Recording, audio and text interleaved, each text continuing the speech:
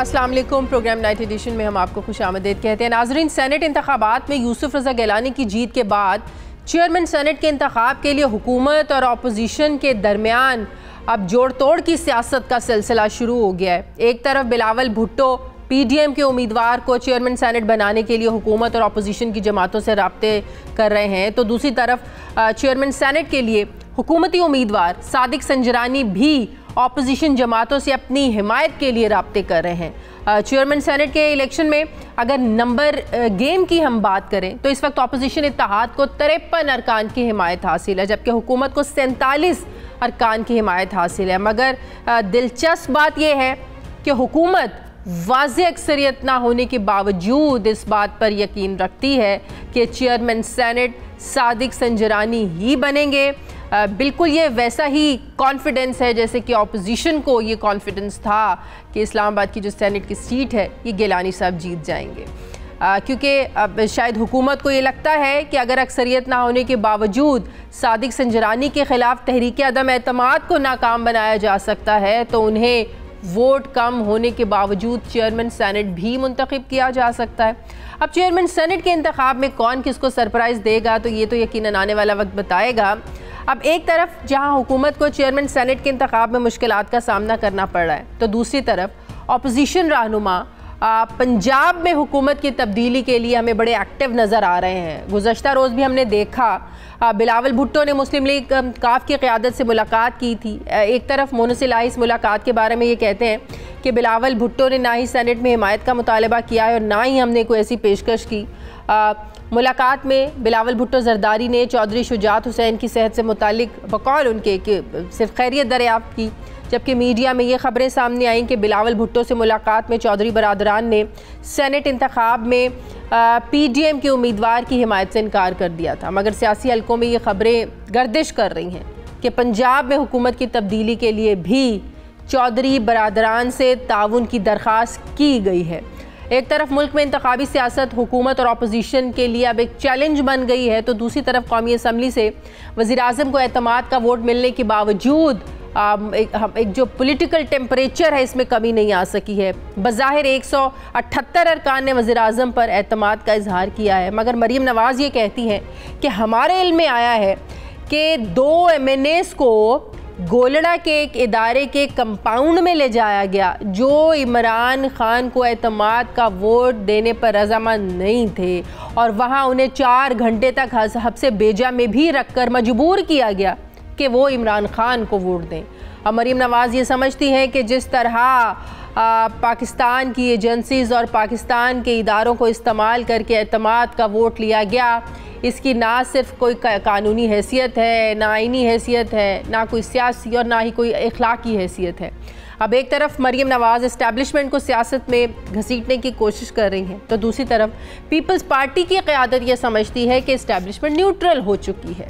एक तरफ वज़ीर-ए-आज़म कौमी असम्बली से एतमाद का वोट हासिल करके इखलाकी बरतरी का एहसास दिला रहे हैं, तो दूसरी तरफ मुस्लिम लीग नून के रहनुमा और PTI के कारकुनों के दरमियान तसादुम ने इखलाकी पस्ती की बदतरीन मिसाल कायम की है। इसी पे बात करने के लिए नाज़रीन मुझे ज्वाइन करें वफाकी वज़ीर तालीम शफ़क़त महमूद साहब। अस्सलाम वालेकुम, बहुत बहुत शुक्रिया शफ़क़त साहब आपका। शफ़क़त साहब, इस वक्त सबसे अहम जो पॉलिटिकल एक्टिविटी है वो है नए चेयरमैन सेनेट का इंतखाब। हुकूमत ने सादिक संजरानी साहब को अपना उम्मीदवार नामज़द किया है। जब सादिक संजरानी के ख़िलाफ़ अपोजिशन ने तहरीक अदम एतमाद पेश की, उस वक्त भी सेनेट में अपोजिशन को अक्सरियत थी, आज भी अपोजिशन के नंबर ज़्यादा है, लेकिन इसके बावजूद हुकूमत पुरएतमाद है संजरानी साहब को चेयरमैन सेनेट बनाने के लिए। सर, इस पुरएतमादी की वजह क्या आज हम आप लोगों से पूछ सकते हैं, जैसे हम अपोजिशन से पूछते थे कि भाई आप लोग कैसे पुरएतमाद हैं कि गिलानी साहब जो है वो सेनेट का इलेक्शन जीत जाएंगे, तो वो कहते थे कि देखिएगा कि हुकूमत के लोग हमें वोट देंगे, हम कामयाब हो जाएंगे। वो ये खुल्लम खुल्ला जवाब देते थे। सर, आपका क्या जवाब है? देखिए, बात जो नंबर आप दे रहे हैं प्रॉब्ली वो करेक्ट नहीं है। नंबर 52 to 48 है। हाँ। फिर उसमें इसहाक डार नहीं है तो वो 51 रह जाता है गवर्नमेंट का, यानी कि जो अपोजिशन है। अपोजिशन, हाँ। अब उसमें अपोजिशन में भी कुछ पार्टियां ऐसी है, मसलन कल हमारी एक वफद जो है ANP को जाके मिला, वहाँ पे वो PDM की जमात है लेकिन उनसे जाके वोट मांगे اور برملا مانگے, کوئی چھپ کے نہیں مانگے. سنجرانی صاحب 3 سال چیئرمین رہے ہیں, ان کے ذاتی تعلق ہے سینیٹرز کے ساتھ, اور ہم تو, وہ ہماری جماعت سے نہیں ہے لیکن ہم ان کو سپورٹ کر رہے ہیں, تو ہمارے 26 ووٹ ان کے ساتھ ہوں گے, اپوزیشن کی دیگر جماعتوں کے ساتھ ہوں گے, اور ان کی اپنے اثر و رسوخ کے, کیونکہ وہ 3 سال اس پوزیشن میں رہے ہیں, ان کے اپنے اثر و رسوخ کے ووٹ بھی ہوں گے, اور مجھے امید ہے کہ انشاءاللہ ہم سب کی مدد سے وہ جیت جائیں گے. اس طرح تو بلاول صاحب بھی جو ہیں وہ ملاقاتیں کر رہے ہیں, پرویز الہی صاحب سے ملاقاتیں تو پھر ادھر بھی ہو رہی ہیں, ووٹ تو آپ کے اتحادیوں سے بھی مانگے جا رہے ہیں. اس میں کوئی برائی نہیں ہے اگر ووٹ مانگے جائیں.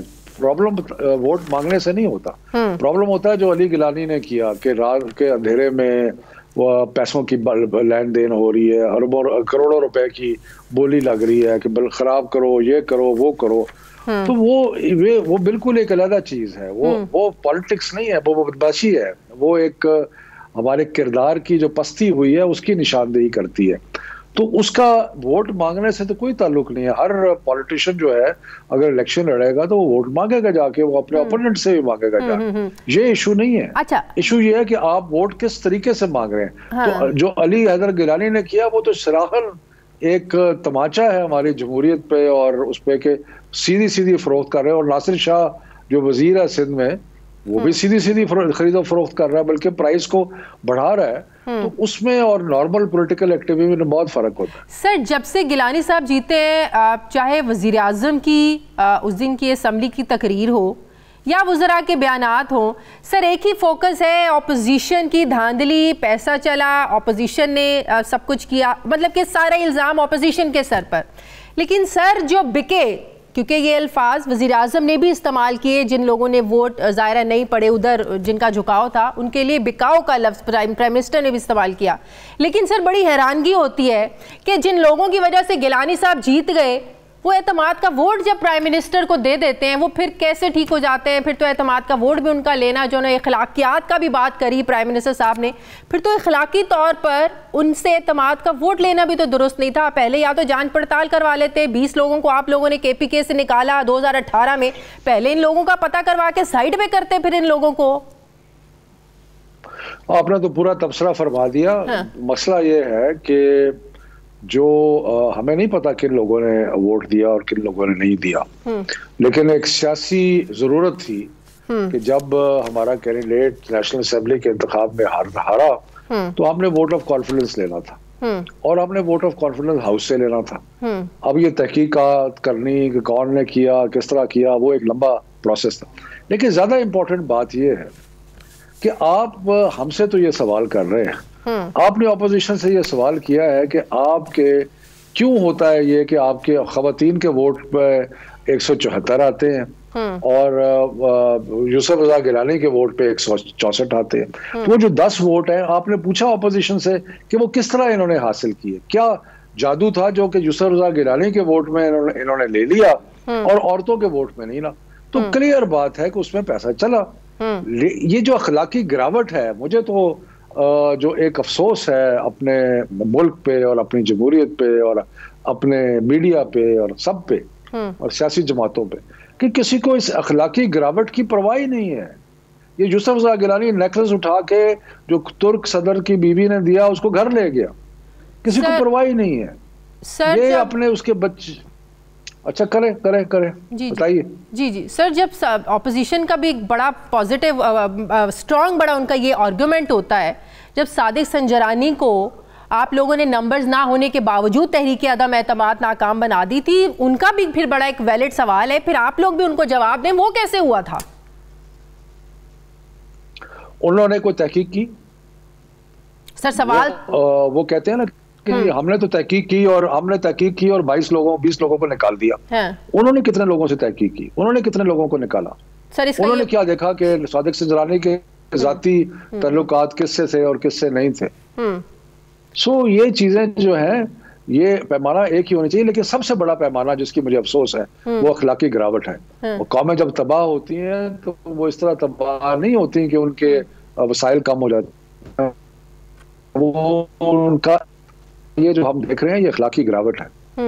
سر یہی تو وہ کہتے ہیں جب حکومت کامیاب ہو جائے ذاتی تعلقات کا نام دے دیتے ہیں، اپوزیشن کامیاب ہو جائے اس کو پیسہ چلانے کا نام دے دیتے ہیں۔ چودھری سرور کا الیکشن بھی سر ہمارے سامنے مثال ہے نا، اس میں بھی کہا گیا کہ چودھری سرور صاحب جو ہے نا چودھری سرور نون لیگ میں جو نون لیگ میں رہے تھے، ان کا ان سے بڑا تعلق تھا اور ان کے سارے نون لیگ کے لوگوں سے تعلق تھا، تو اس طرح ہی ہوتا ہے۔ سر پرائم منسٹر نے یہ بھی کہا کہ الیکشن کمیشن جو ہے یہ ملکی ایجنسیوں سے خفیہ بریفنگ لے۔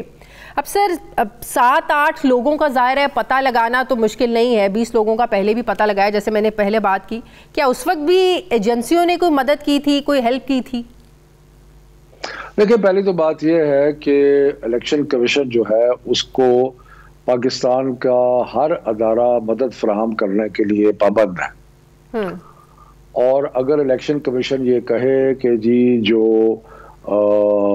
ایجنسیز ہیں وہ آ کے ان کو بتائیں کہ ان کے دانش میں یا ان کے پاس کیا ایویڈنس ہے کہ یہ ووٹ بکے ہیں، تو شاید ایجنسیز ان کو مدد کر سکے۔ جو 2018 کی آپ بات کر رہے ہیں وہ ہمارے لوگوں نے، ایجنسیز نے نہیں، پارٹی کے لوگوں نے ان کو خفیہ طور پہ مانیٹر کیا اور ان کو ریکارڈ کیا اور اس کے بعد اس کے خلاف ایکشن لیا۔ صحیح۔ اچھا سر آخری سوال، پنجاب میں کوئی تبدیلی آ سکتی ہے؟ بڑی ایکٹیو ہے اپوزیشن پنجاب میں، وزیر اعلیٰ کو ہٹانے کے لیے، ادھر عدم اعتماد لانے کے لیے، آپ کو لگتا ہے کہ کوئی تبدیلی آ سکتی ہے پنجاب میں جتنی ایکٹیو ہوئی ہوئی ہے اپوزیشن؟ دیکھیں ان کا حق ہے، اگر وہ لانا چاہتے ہیں تو کوشش کریں اور لے آئیں، اس میں تو کوئی یہ تو جمہوری ان کا حق ہے، آئینی حق ہے، تو کریں۔ میرا تو خیال ہے ناکام ہوگی لیکن ان کو حق ہے وہ کریں۔ ٹھیک ہے، بہت بہت شکریہ۔ وفاقی وزیر تعلیم شفقت محمود صاحب میرے ساتھ تھے۔ سر تھینک یو ویری مچ۔ مجھے پروگرام میں ناظرین ایک بریک لینی ہے، واپس آتے ہیں چھوٹے سے وقفے کے بعد۔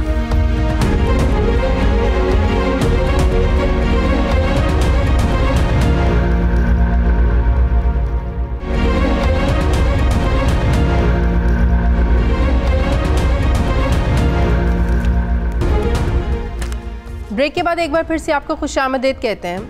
ناظرین 7 دہائیاں گزرنے کے باوجود پاکستان میں آج بھی پولیس اصلاحات کے حوالے سے صرف بحث ہی ہوتی ہے۔ ہر دور میں حکومتوں کی جانب سے تھانہ کلچر کو تبدیل کرنے کی باتیں بھی کی جاتی ہیں، دعوے بھی کیے جاتے ہیں، مگر یہ دعوے آج تک حقیقت نہیں بن سکے ہیں۔ ہر دور میں حکومت کی جانب سے پولیس کو سیاسی دباؤ سے آزاد کرنے کا نعرہ بھی لگایا گیا، مگر یہ نعرہ بھی حقیقت کا روپ نہیں دھار سکا آج تک۔ ہر دور میں حکومت نے محکمہ پولیس میں سیاسی مداخلت کو ختم کرنے کا دعویٰ تو کیا، مگر بدقسمتی کے ساتھ آج بھی پولیس میں جو سیاسی مداخلت ہے اس کا سلسلہ جاری ہے۔ اور حقیقت یہ ہے کہ وہ پاکستان تحریک انصاف کی حکومت جس نے سابق آئی جی ناصر درانی کی قیادت میں خیبر پختونخوا میں سیاسی دباؤ سے آزاد پولیس کی بنیاد رکھی تھی، اسی تحریک انصاف کی پنجاب حکومت نے گزشتہ 2.5 سالوں کے دوران صوبے میں 5 آئی جیز کو بدلا ہے، مگر آئی جیز کی یہ تبدیلی پولیس کے محکمے کو تبدیل نہیں کر سکی۔ اگر ڈسکا کے ضمنی انتخاب کی ہی ہم بات کر لیں تو 2 افراد کی ہلاکت اور پھر امن و امان کی خراب صورتحال کے بعد الیکشن کمیشن نے اپنے اعلامیے میں جو کہا کہ پریزائڈنگ افسران کا پتہ لگانے کے لیے ڈسٹرکٹ ریٹرننگ افسر اور ریٹرننگ افسر کی اطلاع پر چیف الیکشن کمشنر نے آئی جی پنجاب پولیس اور کمشنر اور ڈپٹی کمشنر سے رابطے کی کوشش کی، لیکن آئی جی سمیت کسی نے فون نہیں سنا۔ ایک طرف جہاں پوری دنیا میں آج خواتین کا عالمی دن منایا جا رہا ہے تو دوسری طرف سانحہ موٹر وے ہمیں یہ بھی جو ہے وہ بتاتا ہے کہ پنجاب کی پولیس کا اعلیٰ ترین افسر عمر شیخ مظلوم عورت کی دادرسی کرنے کی بجائے یہ اس وقت سوال اٹھا رہا تھا کہ رات کو بچوں کے ساتھ خاتون گھر سے اکیلے کیوں نکلی، کیوں موٹر کی بجائے جی ٹی روڈ کا راستہ استعمال نہیں کیا، کیوں گاڑی موٹر وے پر چلانے سے پہلے پیٹرول چیک نہیں کیا، کیوں رات کو سفر کرتے ہوئے خاتون یہ بھول گئی کہ یہ فرانس نہیں پاکستان ہے۔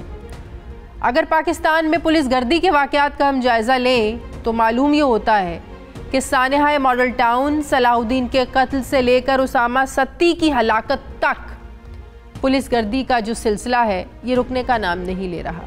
اب سوال یہ ہے کہ محکمہ پولیس پنجاب کو کس قسم کی اصلاحات کی ضرورت ہے، کیسے پنجاب پولیس کو سیاسی دباؤ اور سیاسی مداخلت سے آزاد کیا جا سکتا ہے؟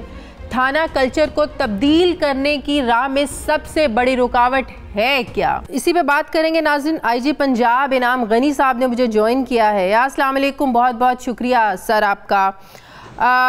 سر, پولیس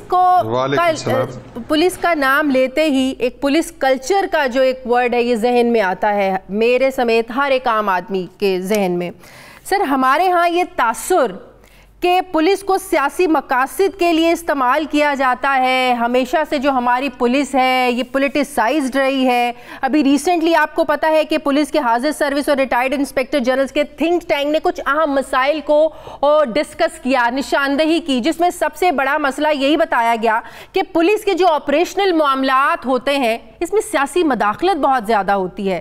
سر, کس حد تک یہ تھنک ٹینک کی جو آبزرویشن ہے یہ درست ہے, کیا کہیں گے اس پہ؟ جی, بات یہ ہے کہ سب سے پہلے میں کلچر کی بات کروں گا. یہ کلچر جو ہوتے ہیں یہ آئلینڈز نہیں ہوتے, they are always a part of the bigger culture. Police کا جو کلچر ہے وہ مینلی جو ہمارے پورے ملک کا کلچر ہے وہ اسی کے مطابق ہوتا ہے. اور اسی لیے آپ دیکھیں کہ کے پی پولیس کا جو ہے وہ کے پی کے مطابق کلچر ہے, پنجاب پولیس کا پنجاب کے مطابق, اگر گلگت بلتستان کی ہم بات کریں تو وہ وہاں کا اپنا ایک مزاج ہے لوگوں کا اور اسی طریقے کی پولیس ہے. کلچر ایک بگر ہول کا پارٹ ہوتا ہے اور پولیس کلچر جو ہے وہ اسی کا بگر ہول کا پارٹ ہے. اچھا, جہاں تک یہ انٹرفیرنس کی آپ نے تھنک ٹینک کی بات کی تو موسٹ پرابلی آپ جو پی آر سی کی میٹنگ ہوئی تھی پولیس ریفارمز کمیٹی کی, جہاں پہ چیئر کر رہے تھے چیف جسٹس آف پاکستان, اور اس کا میرے خیال میں آپ حوالہ دے رہی ہیں. اس میں یہ ظاہری بات ہے کہ سارے I Gs of all the provinces are a part of that P R C جو کمیٹی ہے, اور اس میں I G Punjab I also participated. ہمیں اس وقت خوش قسمتی سے پنجاب میں آپریشنل اٹانومی بہت حد تک ہے.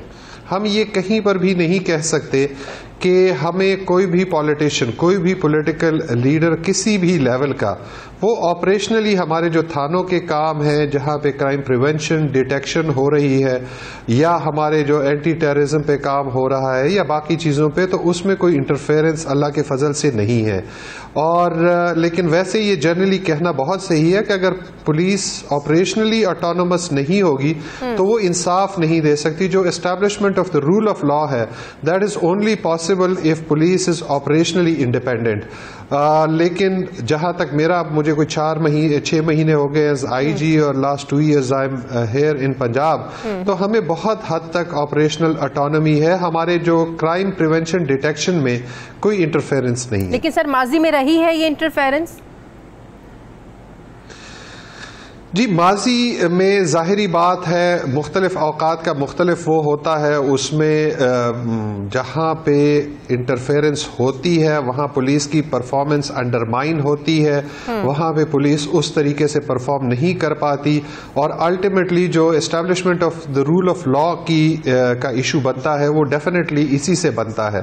اور یہ 1947 سے لے کے ابھی تک اگر آپ دیکھیں اور جہاں پہ ہم سٹینڈ کرتے ہیں وہ اسی وجہ سے ہے کہ آپریشنل اگر تمام کرمنل جسٹس سسٹم کے جتنے بھی پارٹس ہیں, پولیس جو ہے یہ گیٹ کیپر ہے کرمنل جسٹس سسٹم کا, تو اگر یہ آپریشنلی اٹونومس نہیں ہوگا تو رول آف لا اسٹیبلش نہیں ہو سکتا. مطلب آپ یہ کہہ رہے ہیں کہ ابھی ایسا کلچر نہیں ہے کہ کوئی سیاستدان فون کر دے بھی ہمارا SHO لگا دو, اس تھانے میں ہماری طرف سے یہ بھرتی کر دو, یہاں اس SP کو لگا دو, اس DSP کو لگا دے, اب یہ کلچر نہیں ہے, آپ یہ کہہ رہے ہیں؟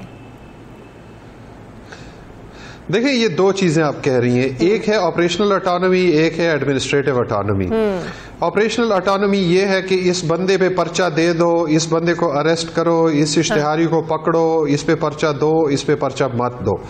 اس میں بالکل ہمیں کوئی بھی اس طرح کی انٹرفیرنس نہیں ہے. پوسٹنگ ٹرانسفر کی جہاں تک بات ہے, یہ پہلے بھی میں کئی دفعہ رپورٹ ہو بھی چکا ہوں اور میں بتاتا بھی ہوں کہ پنجاب میں IG پنجاب انڈیپینڈنٹ ہے اپنے تمام آفیسرز کو سلیکٹ کرنے میں, چوز کرنے میں, لگانے میں.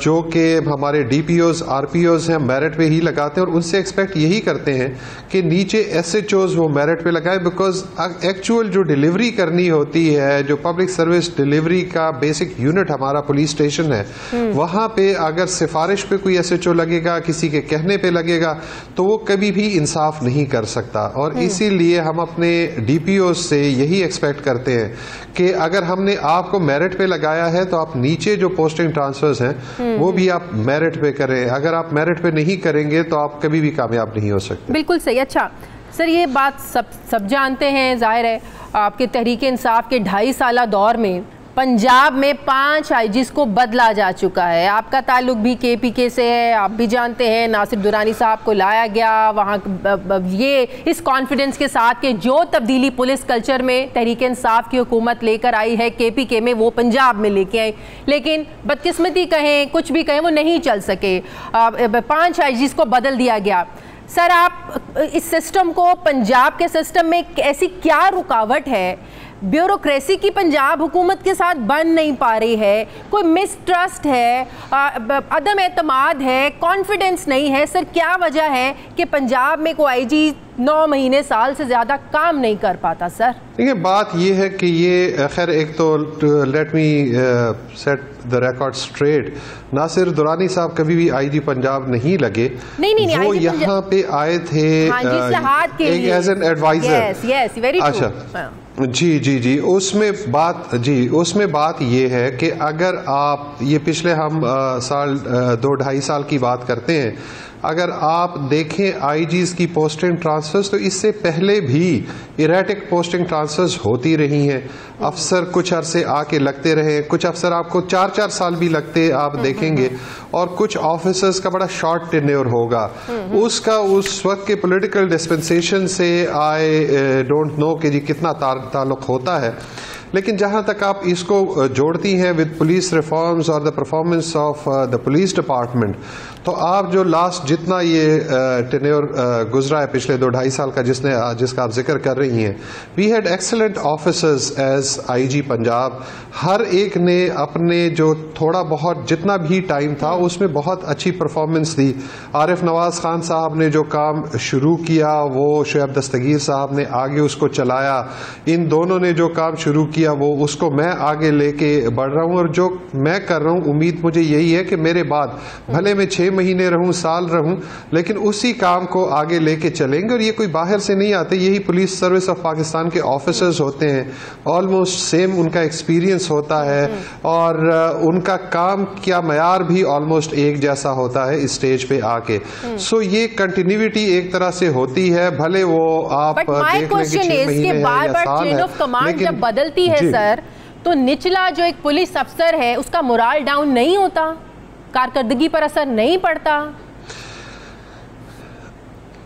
دیکھیں, بات یہ ہے, میں ہمیشہ یہی کہتا ہوں کہ ہم اگر آئی جی بار بار چینج ہوتا ہے تو آئی جی کو نیچے آر پی اوز اور ڈی پی اوز کو ٹینیور دینا چاہیے, ڈی پی اوز کو ایس ایچ اوز کو ٹینیور دینا چاہیے, تاکہ ایک پراپر ٹائم ہر ایک کو ملے اور وہ اس میں پرفارم کر سکے. ہم تمام آفیسرز کو انکلوڈنگ دا گورنمنٹ, ظاہری بات ہے ایک اچھا ٹینیور دینا چاہیے تاکہ اس آفیسر کی پرفارمنس کا پتہ چل سکے کہ وہ کتنا پرفارم کر سکتا ہے. اور اس میں بھی گورنمنٹ کی نارملی کوشش یہی ہوتی ہے کہ جی to give you more time, لیکن اس میں دیر آر سم فورسین ایونٹس جو ہو جاتے ہیں اور اس کی وجہ سے آئی جیز ٹرانسفر ہو جاتے ہیں یا بیوروکریسی میں چینجز ہوتی ہیں, which is the prerogative of the federal and the provincial government. اس پہ تو میں بات نہیں کروں گا, لیکن اس سے ہماری پرفارمنس کو افیکٹ نہیں ہونا چاہیے.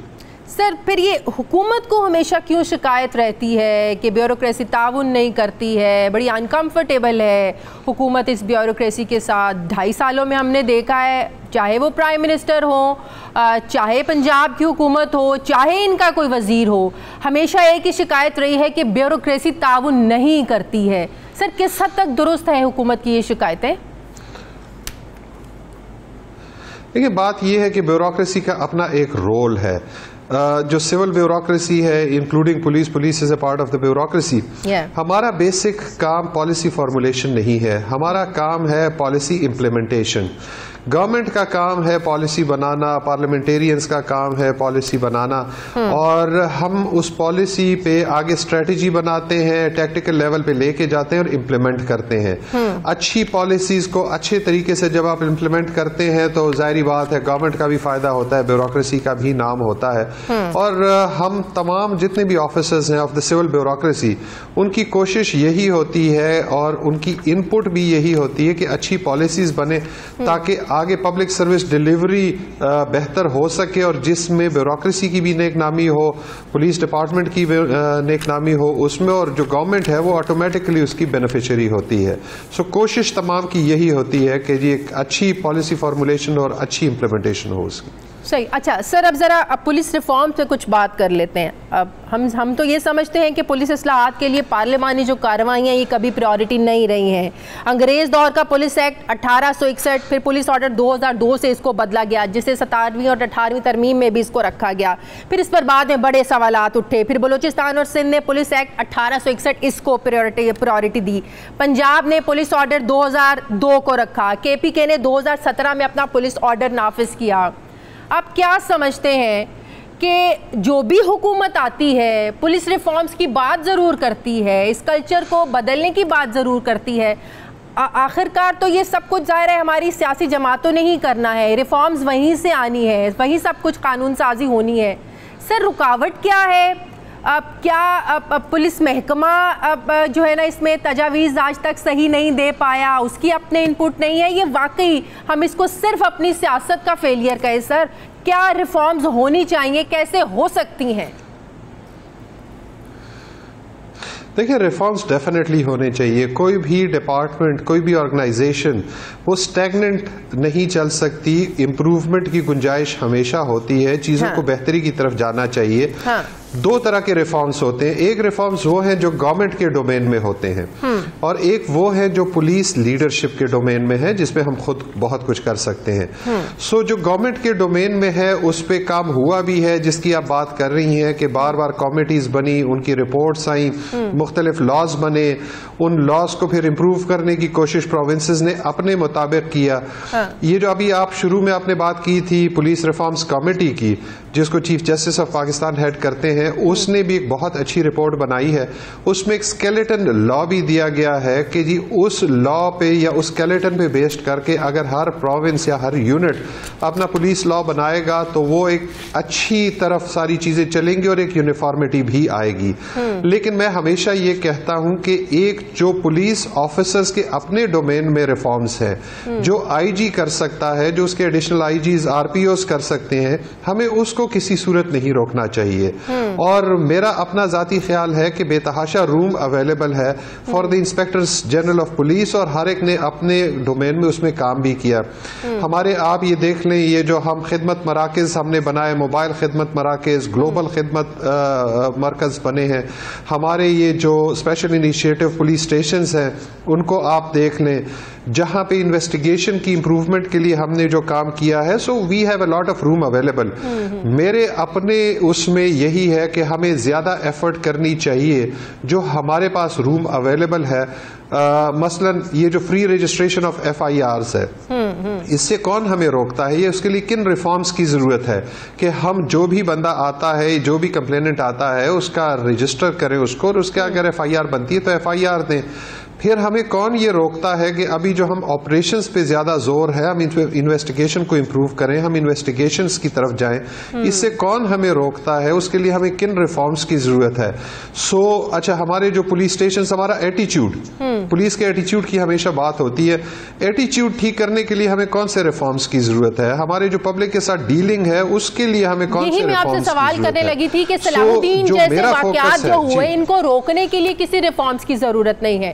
اسلام آباد میں جو اسامہ ستی کے ساتھ ہوا, ان کو روکنے کے لیے کوئی ریفارمز کی ضرورت نہیں ہے. سر اٹ آل ڈیپینڈس کہ آپ کی ٹریننگ کیسی ہے, آپ کی نفسیاتی حالت کیسی ہے, جس کو تب پڑتا ہے جب آپ نے اس پولیس افسر کا انٹرویو کرنا ہے سائیکولوجیکلی, نفسیاتی طور پر. سر اس کے لیے کسی ریفارم کی واقعی ضرورت نہیں ہے, تربیت کی بات ہے. سو یہی میں کہہ رہا ہوں. ابھی دیکھیں نا, بات یہ ہے کہ اگر آپ کی پولیس ہائرارکی خود جو ڈیتھ ان کسٹڈی کو کنڈیم نہیں کرتے, کنڈون کرتے ہیں.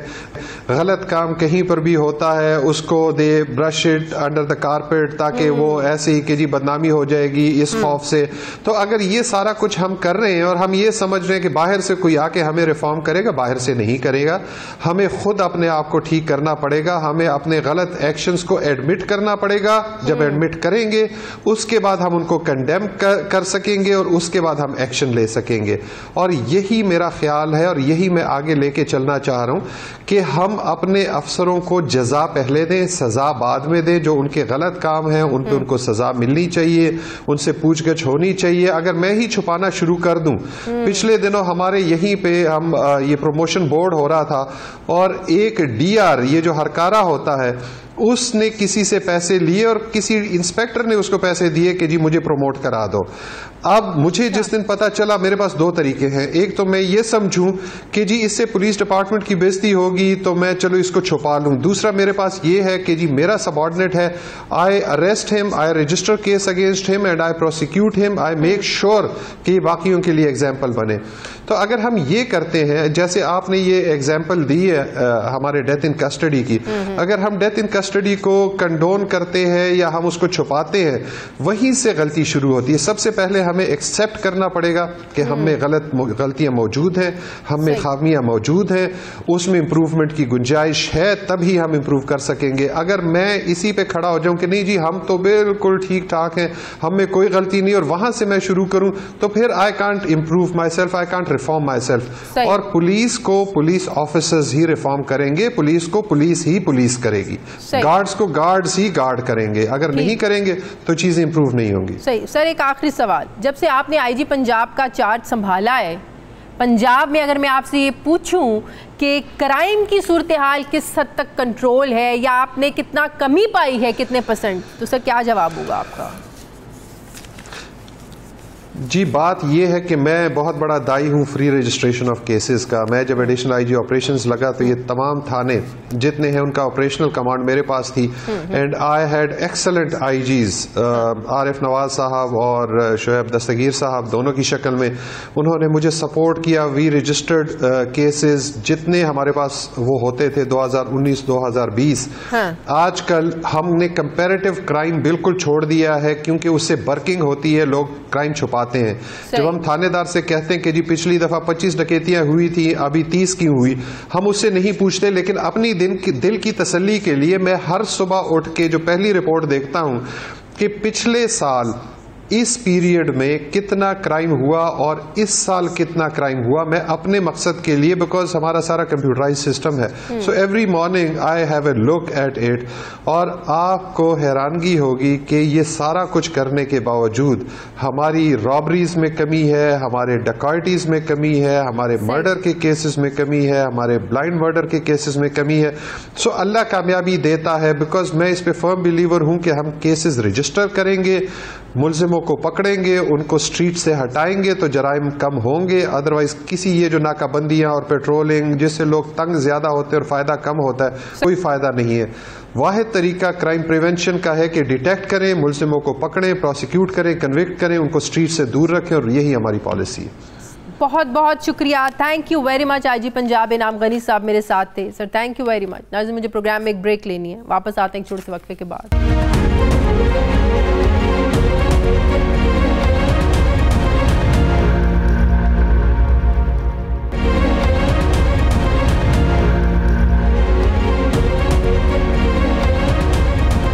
بریک کے بعد ایک بار پھر سے آپ کو خوش آمدید کہتے ہیں. ناظرین, گزشتہ کئی سالوں سے ملک نے توانائی کے بڑے بحرانوں کا سامنا کیا ہے.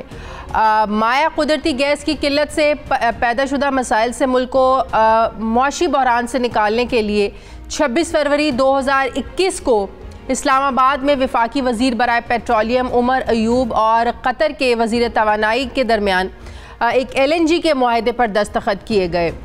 قطری حکومت LNG کی قیمت $11 فی MMBT سے کم کر کے $9 کرنے پر رضامند ہوئی ہے, جس کو معاون خصوصی برائے پیٹرولیم ندیم بابر یہ دنیا کا سب سے سستا LNG معاہدہ قرار دے رہے ہیں, اور یہ دعویٰ کر رہے ہیں کہ پچھلے حکومتی جو معاہدے ہوئے ان کی نسبت اس معاہدے میں 31% کم قیمت پر یہ معاہدہ طے پایا ہے اور اس قیمت کی وجہ سے ملک کو $3 ارب کا فائدہ متوقع ہے۔ معاون خصوصی ندیم بابر یہ کہتے ہیں کہ نون لیگ کے دور سے ایل این جی 13.37% پر مل رہی تھی، لیکن اب اس نئے معاہدے کے تحت 10.2% پر ایل این جی ملک میں لائی جا رہی ہے۔ اس معاہدے کے متعلق یہ بھی بتایا گیا ہے کہ حکومت کو ہر 4 سال کے بعد اس معاہدے پر نظر ثانی کا اختیار بھی حاصل ہو سکے گا، اور پھر موسم سرما میں گیس کی طلب بڑھنے کے باوجود زائد طلب جو ہوگی اس کو پرانی قیمت پر بھی ہم اس کو حاصل کر سکتے ہیں۔ یوں تو نئی قیمتوں پر ایل این جی کے اس معاہدے کو مختلف حلقوں کی جانب سے بڑا اہم قرار دیا جا رہا ہے، خوش آئند قرار دیا جا رہا ہے، اور امید کی جا رہی ہے کہ حالیہ حکومتی معاہدے کی وجہ سے نہ صرف ملکی معیشت پر اچھے اثرات مرتب ہوں گے، بلکہ حالیہ حکومت کو گزشتہ سال کے آخر میں ہم جانتے ہیں اس وقت شدید تنقید کا سامنا بھی کرنا پڑا جب موسم سرما میں طلب بڑھنے کی وجہ سے عوام کو قدرتی گیس کا شدید قسم کا جو ایک بحران تھا وہ بھی اس کا بھی سامنا کرنا پڑا۔ کارگوز کی بولی نہ حاصل کر سکنے اور بین الاقوامی قیمتوں میں اضافے کے تناظر میں تاخیری ٹینڈرز کی وجہ سے حکومت پر دسمبر میں اسپاٹ پرچیزنگ کے ذریعے سال کی مہنگی ترین ایل این جی کے 6 کارگوز خریدنے کے الزامات بھی لگائے گئے۔ اب کیا قطر سے ایل این جی کے اس نئے معاہدے کے بعد ملک جو ہے ملک کی جو ضروریات ہیں اس حوالے سے کیا وہ پوری ہو سکیں گی، اور کیا اس معاہدے کے بعد آنے والے موسم سرما میں گھریلو صارفین جو ہے یہ گیس کی لوڈ شیڈنگ سے مستثنا ہو سکیں گے؟ اسی پر میں بات کروں گی۔ مجھے جوائن کر رہے ہیں وزیر اعظم کے معاون خصوصی برائے پیٹرولیم ندیم بابر صاحب۔ السلام علیکم، بہت بہت شکریہ ندیم بابر صاحب آپ کا۔ ندیم بابر صاحب، حال ہی میں جو پاکستان اور قطر کے درمیان میں جو ایل این جی معاہدہ ہوا ہے، 10 سالوں کا یہ معاہدہ ہے، میں یہ چاہوں گی کہ آپ عوام کو بتائیں آسان الفاظوں میں کہ اس معاہدے کے فیچرز ہیں کیا؟ 10 سال کا یہ جو معاہدہ ہے، اسپیشلی اس بات کو ڈیفائن کرنے کی آپ کوشش کریں کہ جو نیا معاہدہ ہے یہ پرانے معاہدوں سے کتنا مختلف ہے، کتنا بینیفیشری ہے، کیونکہ نون لیگ کے دور میں جو معاہدے ہوئے آج بھی آپ لوگ ان معاہدوں پر تنقید کرتے ہیں، اور اس معاہدے پر نون لیگ جو ہے نا وہ تنقید کر رہی ہے۔ ذرا بتائیے گا کہ موجودہ معاہدہ پرانے معاہدوں سے کس طرح مختلف ہے؟ جی شازیہ، جو پرانا معاہدہ ہے وہ 15 سال کا معاہدہ تھا، 13.37% برنٹ کے ریٹ پہ، اور اس 15 سال کے دورانیے میں 10 سال کے لیے پرائس فکس تھی، اور 10 سال کے بعد پرائس پہ دوبارہ ڈسکشن یا ری اوپننگ ہو سکتی تھی بقیہ 5 سالوں کے لیے۔ اس کے علاوہ اس معاہدے میں آن دی ایوریج ہر سال 60 ویسلز آنے کا اگریمنٹ تھا، سو اوسطاً ہر مہینے 5 ویسلز آپ سمجھ لیں۔ اس معاہدے کو تناظر میں رکھیں تو جو ابھی ہم نے معاہدہ کیا ہے وہ 10 سال کا معاہدہ ہے، اور اس کی قیمت 10.2% ہے برنٹ کی۔ اس کا مطلب ہوا کہ جو ابھی معاہدہ کیا ہے اس سے 31% مہنگا ہے پرانا معاہدہ۔ اچھا۔ اور اس 10 سال کے دورانیے میں بھی صرف 4 سال کے بعد ہمارے پاس یہ اختیار ہے کہ ہم پرائس کو ری اوپن کر کے مارکیٹ کنڈیشنز کے مطابق دوبارہ سے اس کو ری سیٹ کریں بقیہ 6 سال کے لیے۔ اور اس معاہدے میں مطلب یہ ہوا پرائس اوپر جائے گی، اوپر بھی جا سکتی ہے، نیچے بھی آ سکتی ہے، تو اس حوالے سے جو ہے نا وہ ایڈجسٹمنٹ ہوگی، دونوں پاسبلٹیز ہیں۔ جی، ری سیٹ کا مطلب یہ ہے کہ جو اس وقت مارکیٹ کنڈیشنز ہیں اس کے مطابق اسے سیٹ کیا جائے، لیکن ہم نے اس کو جو 4 سال کے لیے رکھا ہے اس کے پیچھے ایک وجہ ہے، اور وہ وجہ یہ ہے کہ اس وقت دنیا میں 3 بڑے میجر پروڈیوسرز بشمول قطر کے وہ اپنی ایل این جی فیسلٹیز کو ایکسپینڈ کرنے کی اناؤنسمنٹس کر چکے ہیں۔ سو اگلے 3 سے 4 سال میں جب وہ ساری نئی کیپیسٹی مارکیٹ میں آ جائے گی تو زیادہ امکان یہی ہے کہ پرائس فردر نیچے آ سکتی ہے بجائے اس کے کہ اوپر جا رہی ہو۔ صحیح۔ اور ٹھیک ہے بیچ میں کوئی ایک آدھا مہینہ ایسے آ سکتا ہے ونٹر میں جیسے ہوتا ہے کہ اوپر نیچے ہوتا رہتا ہے. بہرحال اس کے علاوہ ایک اور جو میں دو اور باتیں بتاتا چلوں نئے معاہدے میں جو پرانے معاہدے کے مقابلے میں کافی بہتر ہے. پہلی بات یہ کہ اس میں ہم صرف 2 ویسلز پر منتھ کے حساب سے سٹارٹ کر رہے ہیں اور یہ 2 شپس پر منتھ جو ہیں یہ وہ معاہدے ہیں گنور کے ساتھ جن میں سے ایک ایکسپائر ہو گیا ہے دسمبر میں اور ایک اگلے سال ایکسپائر ہونے جا رہا ہے. اس کو ریپلیس کر رہے ہوں گے اور اس کے بعد اگلے 2 سال کے اندر مطلب کہ نون لیگ کے معاہدوں کی بات کریں وہ ایکسپائر ہونے جا رہے ہیں. جی نون لیگ کے دور میں 4 معاہدے کیے گئے تھے. سب سے بڑا قطر کا تھا, اس کے علاوہ ایک ENI کا تھا جو اٹالین کمپنی ہے, اور 2 معاہدے کیے گئے تھے گنور کے ساتھ جو ایک ٹریڈر ہے. ان 2 معاہدوں کی مدت 5 سال تھی. صحیح. وہ ان میں سے ایک معاہدہ ایکسپائر ہو گیا, دوسرا اگلے سال کے شروع میں ایکسپائر ہوگا. تو ہم ان دونوں معاہدوں کو ریپلیس کر رہے ہیں سگنیفیکنٹلی چیپر پرائس کے ساتھ, اور اس کے بعد اگلے 2 سال میں 2 ویسلز پر منتھ کی ایڈیشن کر رہے ہیں جیسے جیسے ڈیمانڈ بڑھتی جائے گی. صحیح. آخری بات میں بتاتا چلوں کہ اس معاہدے میں ہم نے کافی فلیکسیبلٹیز بلڈ کی ہیں کہ اگر ہم سردیوں میں زیادہ LNG لینا چاہیں, کچھ مہینوں میں کم لینا چاہیں, تو وہ ہمارے پاس اختیار موجود ہے. اچھا. سو ہم اپنی نیڈ کے حساب سے, اپنی ضرورت کے حساب سے شیڈیول آگے پیچھے کر سکتے ہیں, اور کوانٹٹی جو ہے سال کی طے ہے لیکن سال کے اندر بھی اس کو شفٹ کر سکتے ہیں. 4-5 موٹی موٹی میں نے آپ کو باتیں بتائی ہیں جو پچھلے معاہدے کے مقابلے میں. اس کا مطلب ہے یہ معاہدہ جو ہے اس کے مطابق یہ اپلیکیبل اگلے سال سے ہی ہوگا, جب اگلے سال کے شروع میں جو پچھلا معاہدہ ایکسپائر ہونے جا رہا ہے تبھی اپلیکیبل ہوگا نا. یہ جنوری میں اگلے سال اس نے سٹارٹ ہونا ہے, لیکن ہمارے پاس ایک اور آپشن ہے کہ ہم اس کو جنوری سے 2 مہینے پہلے بھی سٹارٹ کر سکتے ہیں کہ جب سردیوں کا سیزن آئے تو ہم اس کو سردیوں میں بھی استعمال کر سکتے ہیں. ادروائز آفیشلی یہ جنوری میں اگلے سال سٹارٹ. یہ فلیکسیبلٹی بھی ہے.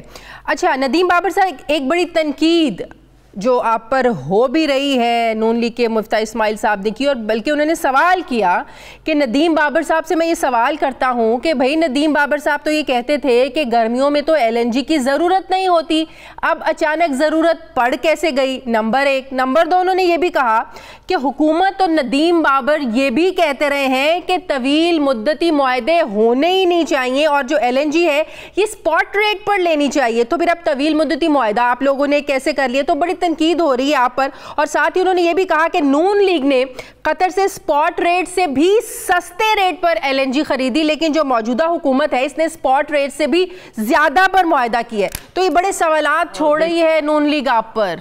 مفتاح صاحب دیکھیں, مفتاح میرا دوست ہے, میرا بھائی ہے, میں اس کی عزت کرتا ہوں, لیکن یہ تینوں کیسز میں وہ جان کے سپن کر رہا ہے اور فیکٹس کو ڈسٹارٹ کر رہا ہے. میں اس کے تینوں کامنٹس کا جواب دے دیتا ہوں. پہلی بات یہ ہے کہ میں نے کبھی بھی یہ نہیں کہا کہ طویل مدتی معاہدہ اٹ سیلف غلط ہوتا ہے. میں نے ہمیشہ یہ کہا ہے کہ 15 سال کا اگریمنٹ جس میں 10 سال کی پرائس لاک ہو یہ ہمیں نہیں کرنی چاہیے تھی, اور اس کے پیچھے میں نے کئی دفعہ ریزن بھی دیے ہیں, میں دوبارہ سے دوہرا دیتا ہوں. جب یہ اگریمنٹ کیا جا رہا تھا تو بے شمار ایکسپرٹس نے پاکستان کو کہا کہ آپ 10 سال کے لیے پرائس لاک مت کریں, یہ پرائسز نیچے جائیں گی, اور یہ پچھلی حکومت نے خود پروو کر دیا کہ ایسا ہی ہوا کہ انہوں نے فروری 2016 میں قطر کا معاہدہ سائن کیا 13.37 پہ, اور اس کے بالکل 10 مہینے بعد اسی سال کے آخری مہینے میں ENI کے ساتھ 11.87% پہ سائن کیا. سو میں نے کبھی بھی یہ نہیں کہا کہ طویل مدتی معاہدہ اٹ سیلف غلط ہوتا ہے. سو اگر مفتاح نے مجھے اس طرح کوٹ کیا ہے تو مجھے بڑا افسوس ہے کہ وہ جانتے بوجھتے اس کو غلط پچ کر رہا ہے. دوسری بات یہ کہنا کہ میں نے کہا کہ ہمیں چاہیے ہی نہیں, میں نے کبھی یہ نہیں کہا. میں نے تو شاہد خاقان صاحب کے ساتھ جب ڈبیٹ ہوئی تو میں نے سٹارٹ ہی اسی طرح کیا کہ ہمیں LNG ہماری ضرورت بن چکی تھی. میں نے ہمیشہ سے یہ کہا ہے کہ جو منیمم آپ کی کوانٹٹی ہر مہینے آپ نے لینی ہی لینی ہے اس منیمم کوانٹٹی سے زیادہ کی اگریمنٹ مت کریں. صحیح. کیونکہ جب ایسے مہینے آئیں گے جہاں آپ کی ڈیمانڈ کم ہو جائے گی, اس وقت آپ کیا کریں گے؟ سو اسی لیے میں نے آپ کو شروع پہ ایکسپلین کیا کہ ہم نے جو سٹارٹ کیا اس اگریمنٹ کو, یہ 2 وہ ویسلز ریپلیس کر رہے ہیں جو ایگزسٹنگ کانٹریکٹس ایکسپائر ہو رہے ہیں. صحیح. اور اس کے بعد جیسے ڈیمانڈ بڑھتی جائے گی ان کے لیے 2 ایڈیشنل کی بات کی. تیسری بات آپ نے کی جی اسپاٹ پرائسز کی. یہ کل بھی میں نے ایک پروگرام پہ کہا, Miftah is a PhD in economics, he knows very well کہ آپ اسپاٹ پرائسز کو لانگ ٹرم پرائسز سے آپ کو کمپیئر نہیں کرنا چاہیے. میں کئی دفعہ یہ کہہ چکا ہوں. لیکن اس کے باوجود اگر آپ لازماً یہ کرنا چاہتے ہیں تو آپ ایک دن کا اسپاٹ لے کے اس کو لانگ ٹرم سے کمپیئر نہیں کر سکتے, کیونکہ اسپاٹ تو روز چینج ہو رہا ہوتا ہے. بالکل ایسے ہی ہے. سو میں اسی کے ایگزامپل کو میں ٹرن کر دیتا ہوں. میں نے یہ مہینہ پہلے ہماری قطر کے ساتھ یہ انڈرسٹینڈنگ ہو گئی. اس وقت کیا پرائس تھی اسپاٹ کی؟ 19%. تو میں کہوں جی اسپاٹ 19 چل رہی تھی, میں نے 10% پہ لے لیا, تو پھر مفتاح کا آرگیومنٹ تو ویسے ہی غلط ہو گیا نا. ٹھیک ہے, بہت بہت شکریہ. وزیر اعظم کے معاون خصوصی برائے پیٹرولیم ندیم بابر صاحب میرے ساتھ تھے. ناظرین, ہمارے پروگرام کا وقت ختم ہو گیا ہے. پروگرام کے لیے آپ ہمیں فیڈ بیک ضرور دیجیے گا. اپنا خیال رکھیے گا. مجھے اجازت دیجیے. اللہ حافظ.